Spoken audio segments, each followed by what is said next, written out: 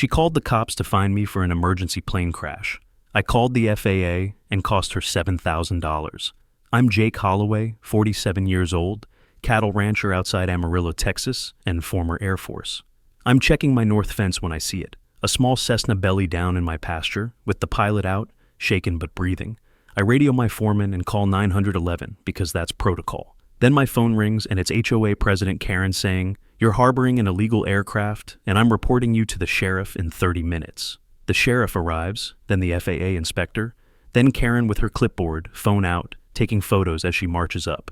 This violates HOA aesthetic standards and you have 72 hours to remove this eyesore. That's a $500 daily fine," she announces while I blink and the FAA inspector blinks. Karen keeps going, "And you're banned from the community pool for 6 months. The inspector tries to speak, but Karen cuts him off. "Sir, HOA rules supersede federal investigations because this property owner signed a covenant and he answers to us." She turns to me with a smirk and says, "Maybe next time you'll think twice about letting trash land on your property."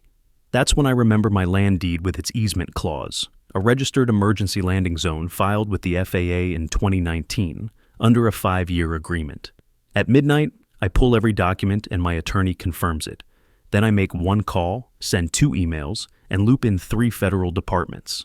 By morning it's done because the FAA sends Karen a notice explaining she obstructed a federal safety investigation, interfered with crash site preservation, and attempted to extort a registered emergency responder. Her fine is $7,000, while the HOA's insurance gets hit with another $12,000 in liability fees. And the board holds an emergency meeting where they vote her out in 48 hours.